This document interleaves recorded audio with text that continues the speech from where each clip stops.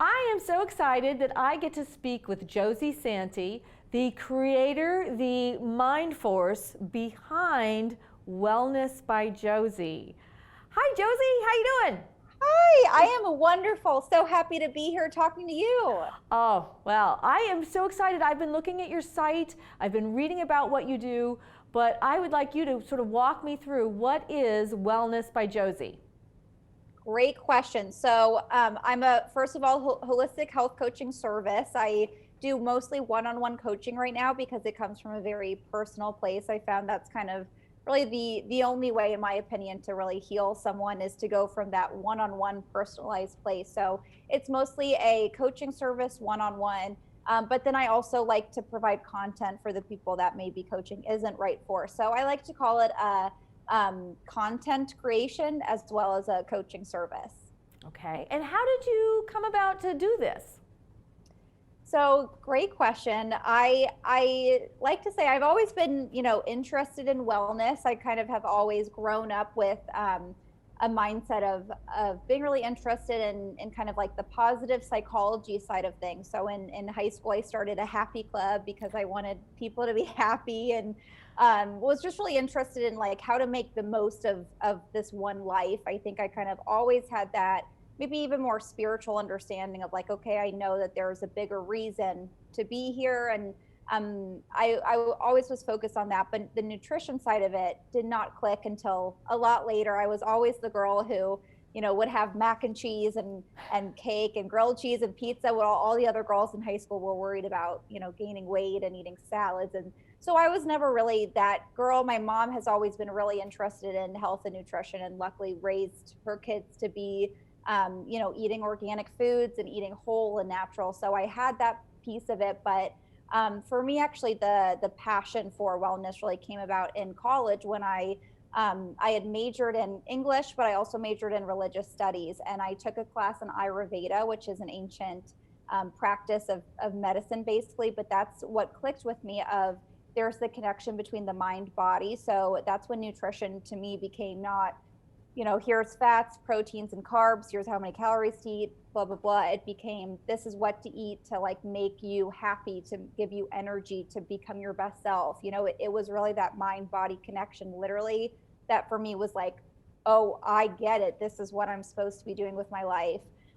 So I didn't really know what that meant. I went into editorial. I loved fashion. I thought I was going to do the whole Devil Wears Prada thing and work for a fashion magazine.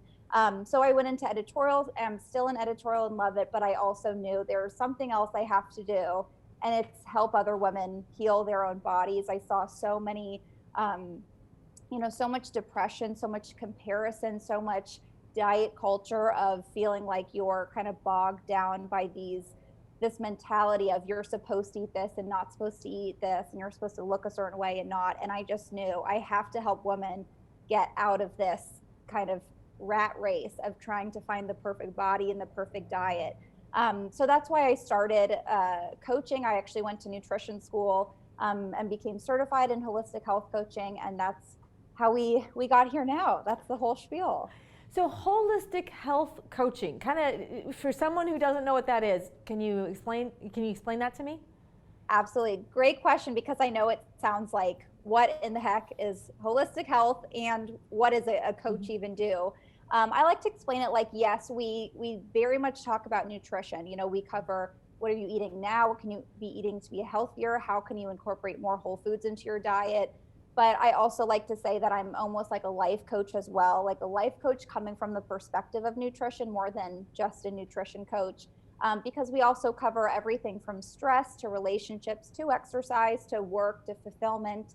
I very much believe, and I feel fact, that one of those areas can impact your health and do impact your health just as much, if not more, in many cases, than nutrition. So, when there's an imbalance in one area, whether that's, stress with work, whether that's a relationship that isn't fulfilling, that's going to show up in your body. So that's going to look like, or could look like, acne. It could look like a bad period. It could look like digestive issues, So really tying together where is the emotional component and how is that attached to the ways that your body is really internalizing that and expressing that. So it's looking at the full picture. Literally, that's where the holistic part comes in.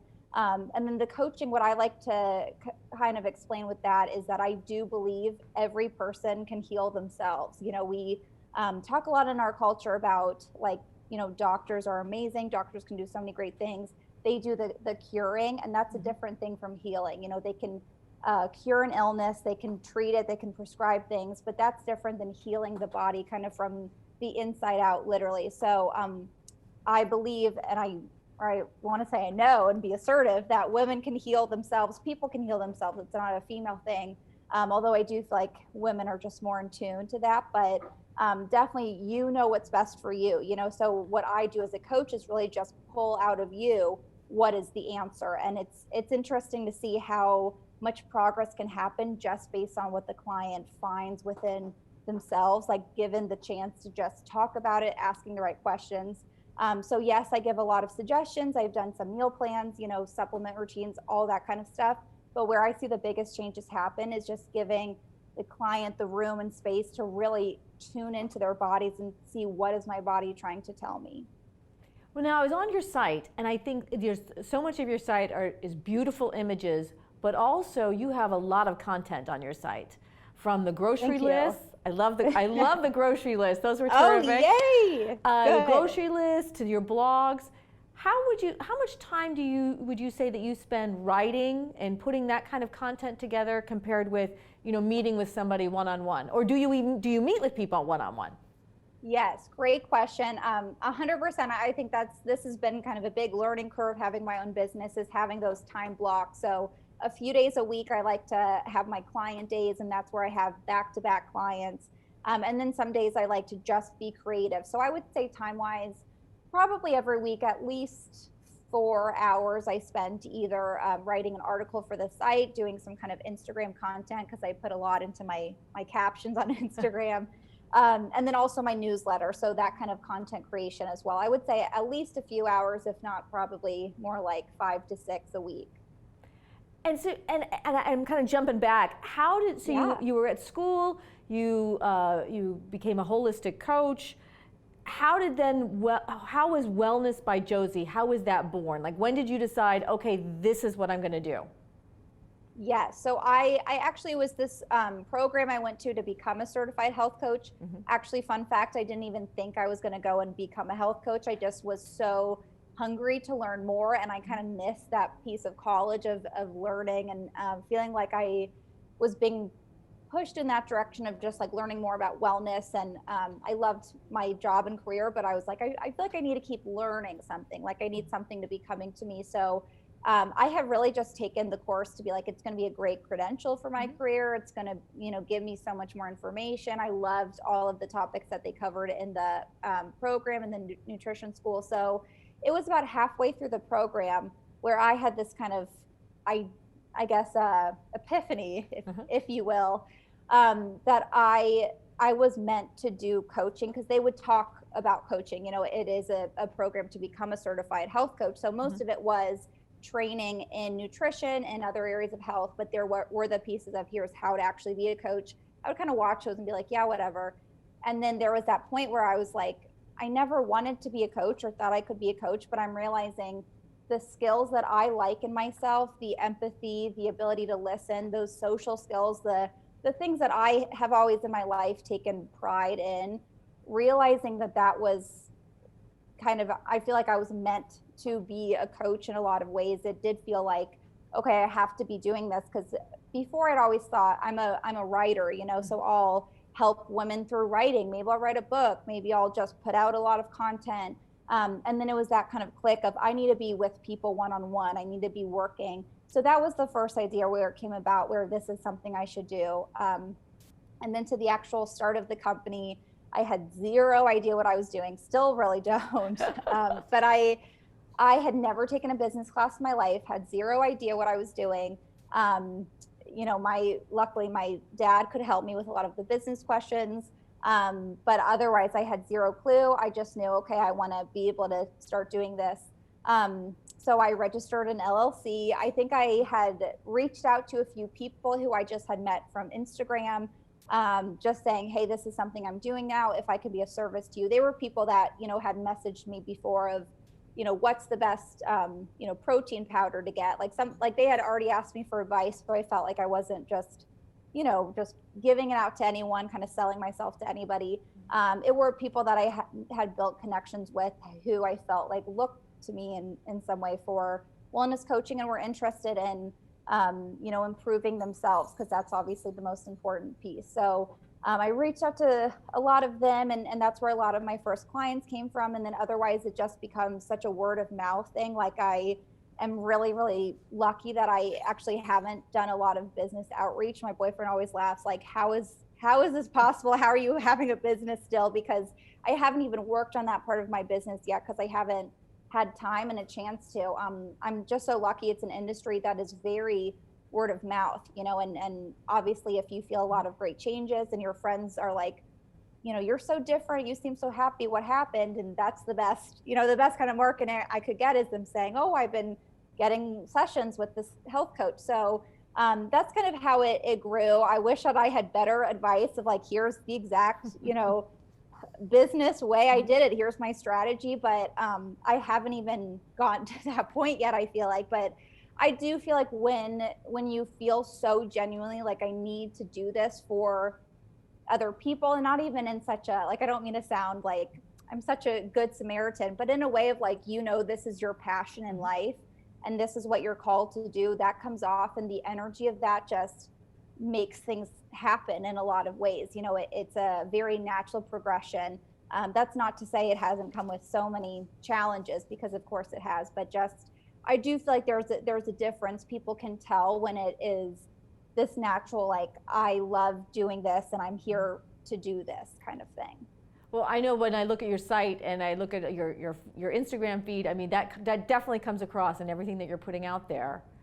Good. Well, thank you. You mentioned though you were working a job. Did you have a traditional job before? And I don't like to say a real job, because being an entrepreneur is a real job. But did you have a traditional job before you started this business? Yes. So I was a contributing writer for a lot of different publications in college. And then I'm still working with the Every Girl. It's a publication. So that's kind of like my, not real job, but that's my, I guess, full-time main thing. Well, they're both kind of full-time, but you know what I mean? Like 100%. So I still love editorial, and I am still very much involved in that world, but this has become definitely my, I don't even want to call it a side business, because it's really not, but just my other passion in life for sure, and kind of balancing the two, and they've become kind of easy to incorporate together, kind of. Yeah. So definitely a lot of time spent working, though, I will say, for sure. Now, I did look at the Every Girl site, and I was looking at some of the things and reading some of the stuff you had written. Do you kind of go back and forth between the two of them, is what I hear you say? Kind of. So I will write a lot of the content for them. A lot of my work comes to them, and then just anything that I think is more kind of fitted. Like there are different voices for sure. So anything that's more fitted for, like the grocery list, for example, that's something I love, and I know my clients find a lot of value in. So it's fun for me to just put them up, but that's not something I would go publish on the Every Girl. So it is kind of an easy balance, because there's a very, I know I just said that they were very integrated, but they're actually very separate. So the integration is more like my love for wellness can come out there, and I write, so much wellness content. So it is, but it is kind of a more separate thing. So I guess to answer your question, yes, it is the balancing of the two, just in terms of my time. And then do you see yourself one day leaving Every Girl, and that the wellness becomes 100% of what you do, or that's not what interests you? You like to have a mix. So far, yeah, I love having the mix. I love my team and editorial and all that good stuff. So not really on my radar at the moment. I find it's been so far so good to have both, and I feel very fulfilled with both, and I love spending my time doing all of this stuff. So yeah, not really on my radar. I think I'll always in my life be involved in editorial, because I still love writing, and even to a bigger capacity than just posting on my own blog. Like I love kind of being connected in that editorial world. So I think I will always be, in some capacity, 100% involved in editorial. Okay. Now tell me about, though, the first time that you met with a client who wasn't a friend. So you got, and again, I hate to use the word real, but this client wasn't, in the family friends discount pool. This was a full-fledged client that walked through your door. Tell me what that was like. Yes, I definitely was so nervous. I mean, I know everybody in their career has, that the imposter syndrome 100%, and that was definitely what it was. I was thinking, like, who am I to think I can charge people just to talk to me for an hour? I had it all. It was definitely so scary, and I just really had to go back to it's not even on me, almost like it's not even my responsibility, because I know with just what I ask, that's going to happen naturally, that it comes.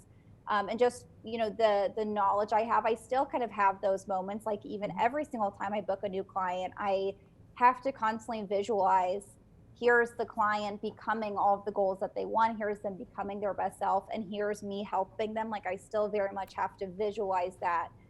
The visualization really helps too, but it is kind of a scary thing, someone paying you and saying, here, help me do this, this, and this. And you're like, oh God, what if I don't help you? But definitely that comes with time of noticing how many people have changed so dramatically, and kind of getting that confidence just from the outcome. But the first time was definitely terrifying, of like, oh my gosh, I don't know what I'm doing. And I really felt like, okay, I have to pretend like I know everything, that I've done this before.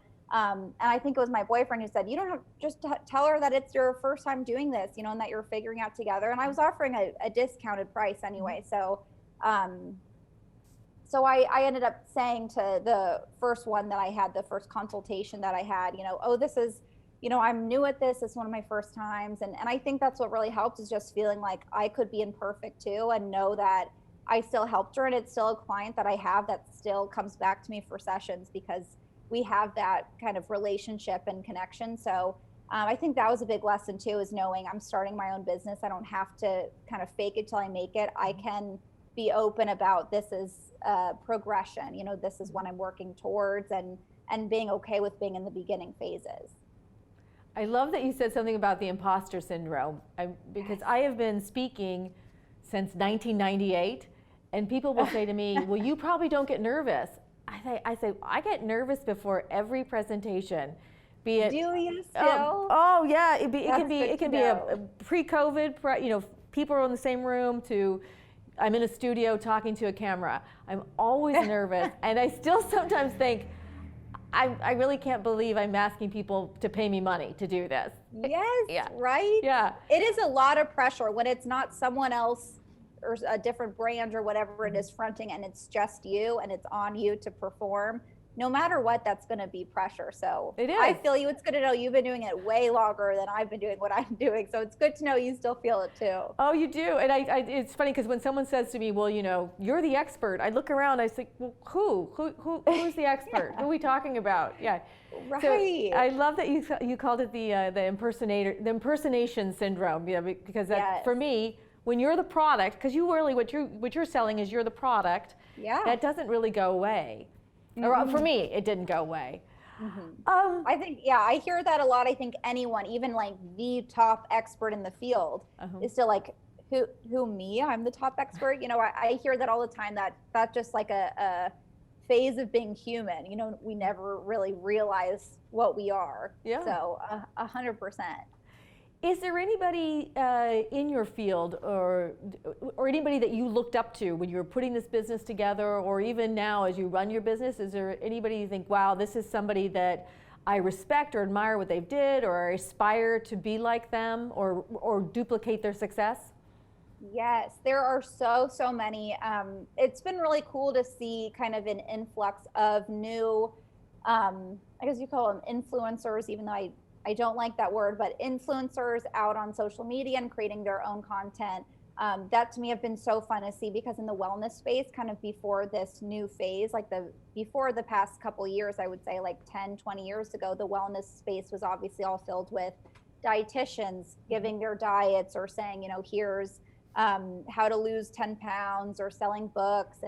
And it came from a place what I feel like was very gimmicky and salesy. And it's been really awesome the past couple of years to see so many women coming forward being like, here's how to just live a healthy life and be free.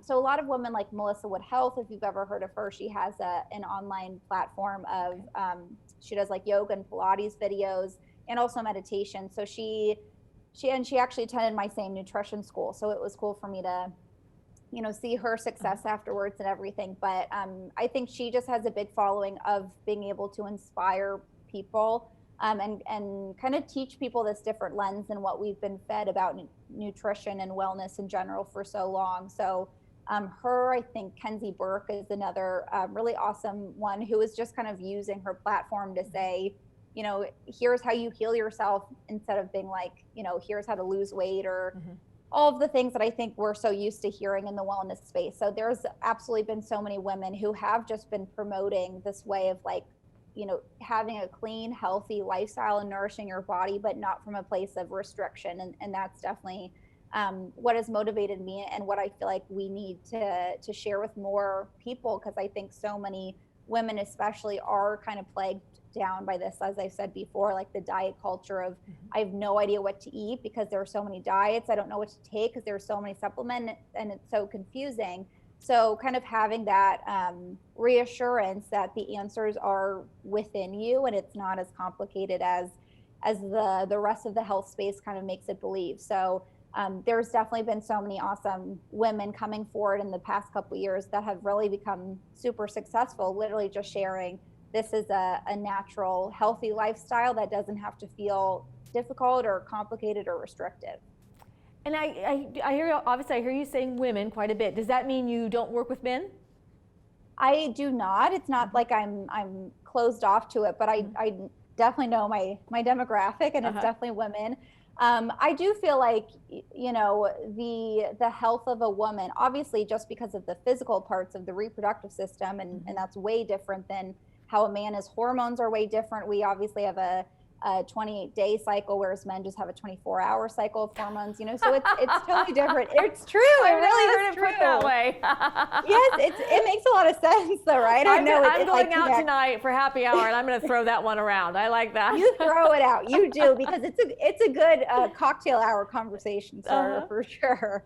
But but it's so, like I said, it is physically obviously very different, but I think where a lot of my passions are when it comes to wellness is kind of where, as I've talked about, those emotional components get tied into the physical. And I definitely feel like that obviously happens with men too, but just in what I can relate to, and also what I feel like my passion and my calling is to focus on, is helping women specifically get out of a lot of these, I guess the cultural norms that have been plaguing us down, whether that is diet culture, whether that is, periods are gross. And in that way, we kind of internalize a lot of this, we're innately disgusting in a lot of ways. And so there's a lot of things just about being a woman that I find really fascinating and really exciting. And also what I feel like I am best to help for. So yeah, I've never had a male client. I'm not, never say never, but definitely where I can relate to women is really my strong suit, I would say, my passion.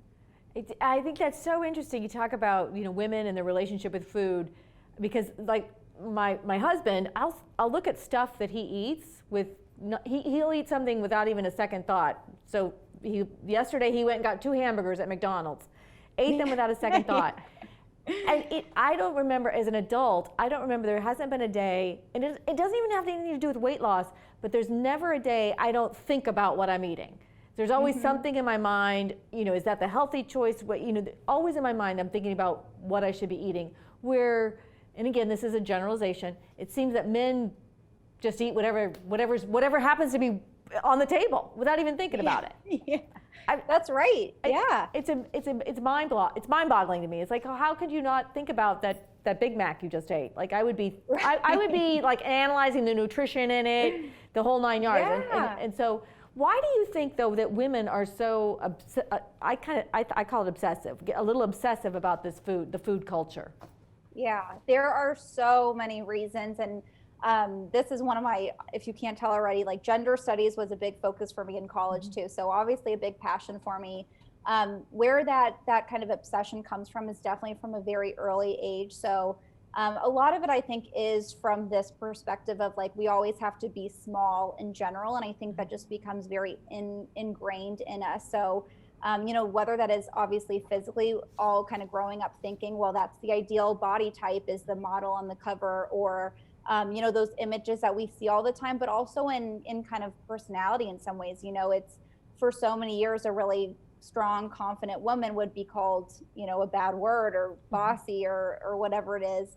And then, I remember people being like, wow, you laugh really loud. And like, that was the craziest thing ever. Like, I just feel like there's this, bigness that men have not even had to think about, whether that is, eating 2 Big Macs, literally counts to just being able to take up space in the world. And I think as women, we're constantly feeling like, okay, well, we have to make other people comfortable because it's so ingrained. I think early on we do a disservice to boys, again, a generalization, but just culturally speaking, boys are raised kind of thinking like, okay, we're going to go out and play. And we tell boys like, don't cry, be a man. And we tell women like, express your feelings more. Like we're more conscious of teaching little girls how to be in tune to their feelings. So it is this juxtaposition of, at one point we're kind of taught to be more in tune to our emotions and in that way be more emotional, but then it's kind of like, we'll suppress those emotions and just like be good. And so this is a long-winded way to say, I feel like the obsession with food is really, really deep. Like it's very culturally ingrained, but the surface level of it definitely is like, this is what the ideal body type is. This is what you have to be attractive or to be worthy. And it's a constant strive to get there. And I think, I was lucky and my mom was not like this at all, but so many of my friends' moms thinking this is, something productive and helpful, saying, oh, you've gained a little weight, or, you shouldn't eat this because it's unhealthy. And yes, we have to teach our kids how to be healthy, but I think that with women, it's more specific when it comes to how you look, because even if the parent doesn't intend it to be anything about how they look, it's still internalized thinking health equals skinniness, when that's not even true. So I do feel like it's just a big kind of overall cultural issue. I could go on and on about this topic, but 100% it is, just to answer your question, just the ingrained kind of traits in the culture of this is what an ideal looks like, an ideal woman looks like, and you have to be small. And so that's where the food is just kind of rather than thinking of it like this is something nourishing our body, it's something that either is going to help us be smaller or make us bigger. So that's where, to answer your question, I know that was a very long-winded way of saying it all. Now, when you're talking about that and about ingrained culture and moms, I was thinking about my best friend, and we've been friends since 8th grade. I don't know, I think we were like 14 years old, and it was Christmas time during the holidays, and there was some fudge at her house, and of course we're just gorging ourselves on this fudge. And she asked her mom, she goes, Mom, you want a piece of fudge? And her mom, and to this day, my girlfriend and I still do this, she's like, her mom's like, no, and she taps the bottom of her chin, she goes, I'd rather eat something that doesn't give me a double chin. Yes, that's such a good example. I think that, I mean, it's sort of, it's like shameful eating is what she's, and to this day, whenever my girlfriend and I are out and we're drinking, we're always like, we do that. It's a great joke now, but I remember back then, I felt kind of bad about eating the fudge then. I was having a great time eating fudge, and then all of a sudden I wasn't. Yes. Yeah. I mean, that's such a great point. And yes, it is like such a funny thing because it's so normal for us, like in the same vein, even I remember with my college friends laughing about how we didn't eat all day so we could eat a cheese board and have a lot of wine, because that, and it's like a funny joke between women, like, because we understand this hilarious joke that having that joke with a man might not be the same, because we kind of understand that level of why it's funny because it's true, so 100%, that's such a good example of even like, to each other, to parent to child, whatever kind of relationship it is, even if we're not saying directly like this is what you should do or not do, or this is a comment on your weight, the way that we talk about ourselves affect other people. So 100%, like you said, that's the great example of someone else being like, well, I can't eat that because I got a double chin situation or whatever it is, and thinking, well, then that means that this is going to give me a double chin, and I, God forbid, can have a double chin. And so 100%, that's such a great point. And it's funny that you still remember that. You know, I think there are those moments that will always be funny because we remember them for sure, but that made an impression for you and affected the way that you even thought about what you were eating as well. It is, but yeah, it's a really good point. It is funny though. It is different though with men, because if I told this story to my husband would say, "Well, you're saying we have fudge in the house right now? Like now there's Yeah, fudge here? Where's the fudge? Where is it? Where is it?" Yeah, right. You did mention influencer. You said you don't like that term. So this is sort of a twofold question. You're an influencer, correct? Is that, but you don't want to be called that, or am I misunderstanding this whole equation? Remember, I'm much older than you are, so my idea of influencer. You get it. You're hip. I can tell. So I just feel like influencer. You know, I shouldn't have such a problem with the word, but I do, because I think it is such a meaningful career. Truthfully, it is kind of where our culture is going. It's one of the most powerful positions in our culture. You know, now companies aren't going to billboards and commercials to give advertisements. They're going to these individual people, and that's a really big deal. And I also feel like it's really awesome to be able to literally influence people, whether it's to buy something that's going to make them feel really great, or whether it's going to be influencing them to act a certain way. Like, there is so much power, and that's really exciting. So I like the title in that way, where it is kind of implying like this is a content creator that's just influencing other people to live. But I think with that, there is this it kind of comes with a bit of like judgment of like trying to think of even how to explain it. Like, I guess there is like a little bit of looking down on people that consider themselves influencers, because it's not a real job, and even though it's one of the highest paid, you know, in 2021, but I think there is this kind of like, it's not totally accepted yet, and I think influencers do feel that kind of like, I know you're not going to take me seriously. I know if I go somewhere and say I'm an influencer versus I'm a health coach, that's going to get such a different response, you know.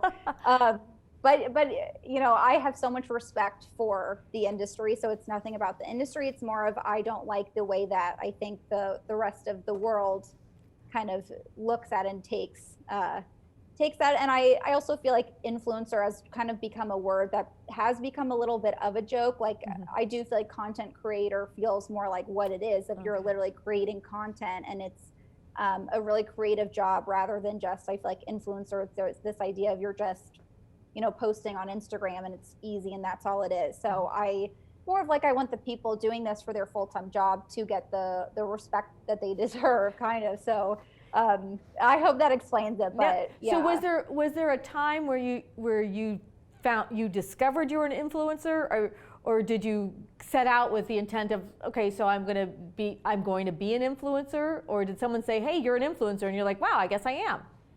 It's still funny when people will say that to me, because I still, to be honest, don't even think I am, not because I don't want to be, just because I'm like, I influence people, like so I guess I've never realized it, I guess, or knew that, or thought of it.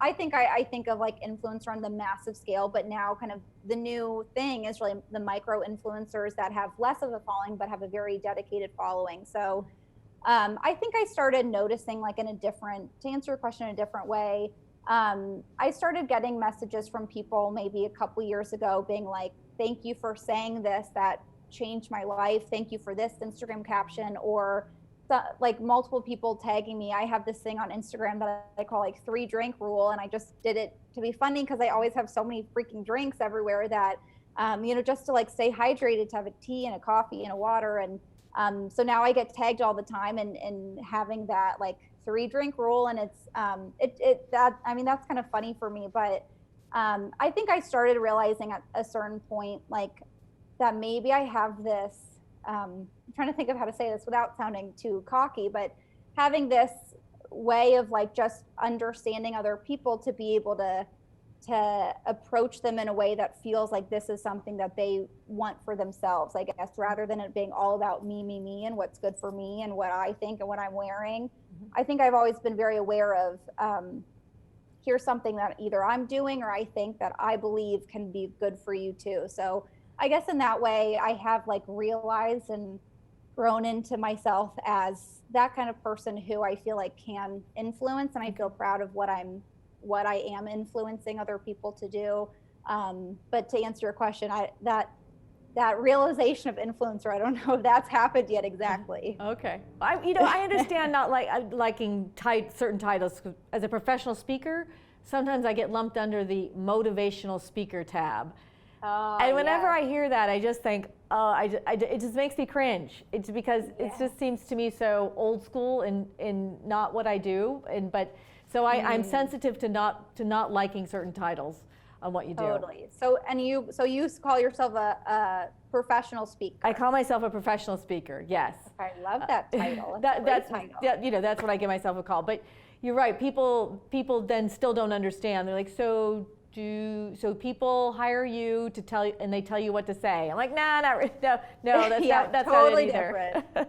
Yes, I know you do have the kind of job like me where it is like no matter what you're doing, you kind of have to explain, which is totally fine. Yeah. But it's different than a business person or a teacher or doctor, lawyer. Yeah. Doctor, right? You're like, this is what I do. It explains it all in the title. Right. Tell me what. In building your business, what went wrong or what mistakes did you make? And you're like, that wasn't the best move. Yeah, so many, and still making so many, I will say for sure. Some of them, I really didn't have a system of really keeping track of a lot of things. I like had a Google Doc. I would put all my new clients in, but I had no idea where those clients were coming from, how they found me. I knew what they were paying individually, but I didn't have a full sheet even telling me, here's what you're making by month, by week, whatever. So I think just really being unprepared in a lot of ways, kind of starting out, like I probably should have had a little bit more of just like, here's how to just automate systems, because that's been a big one where I've wasted so much time doing things that could have been super, super easy to automate. Still definitely learning that lesson with a lot of things, learning where to spend my time.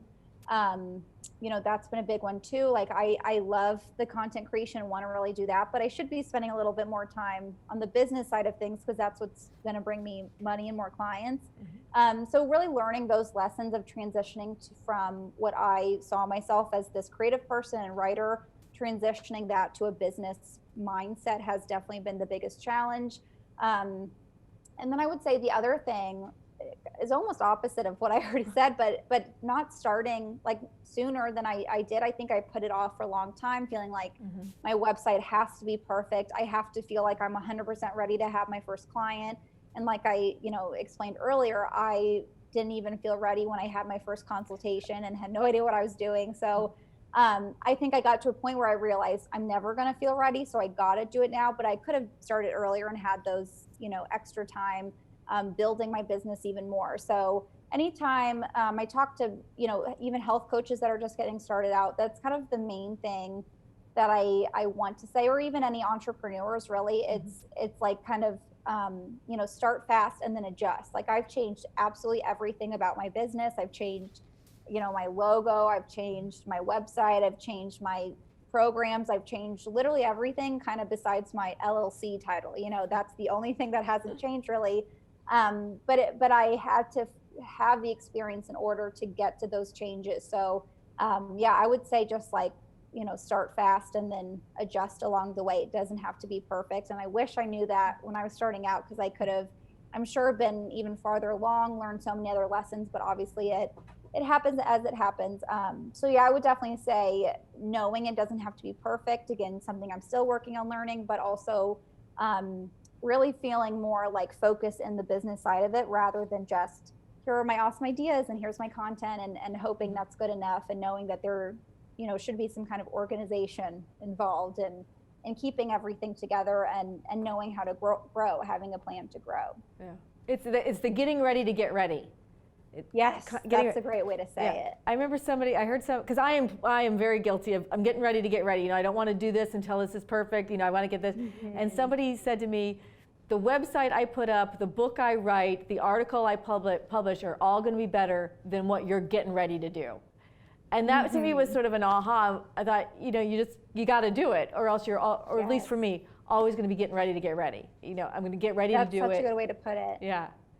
And interesting, you talked about kind of automating or being aware of where your leads were coming from. And I would say for me, in my business, I often wanted to stick my head in the sand when it came to financials. It's like, I'm the talent, I'm doing my thing, I'm producing. Right. And I remember I heard the comedian, I think her name is Kathy, she has the red hair. She used to do New Year's Eve with Anderson Cooper until she got in trouble. She got in trouble about saying something about Trump. But I remember I heard her interviewed once, and she said the number one thing you need to know when you are the product is you need to understand the finances. She says you can't use the excuse that you're the artist, that you don't understand it. You have to understand it. And I thought that those two things were sort of ahas for me. It's like, okay, let's just put it out there, and then also understand how it's getting paid for. Yeah, that's so true. Kind of being like in control of every area of your life. Like it's not good enough to just say, here's what I can do and that's it. Like being in control, knowing I'm smart enough and capable enough to be part of all of it. So that's both of those are such great ways to think of those things for sure. So I don't want to keep you longer than I promised, but there's two more things I want to cover. One is, what advice would you give to other young entrepreneurs like yourself? Oh, this is a good question. Definitely the biggest piece is what I already said of just kind of like the starting. But the other thing I would say, kind of two pieces, because I hear a lot of entrepreneurs, whether they're my age or younger than me, and trying to really get into a space. And I feel like there are so many spaces now that we talk about feeling like oversaturated, whether that's music, whether that's being an influencer, whether that's fashion, beauty, whatever. We are exposed to so many more things because of social media. So everything feels oversaturated. And that's kind of what I hear a lot is, well, I feel like this is oversaturated. How do I even break through this marketplace?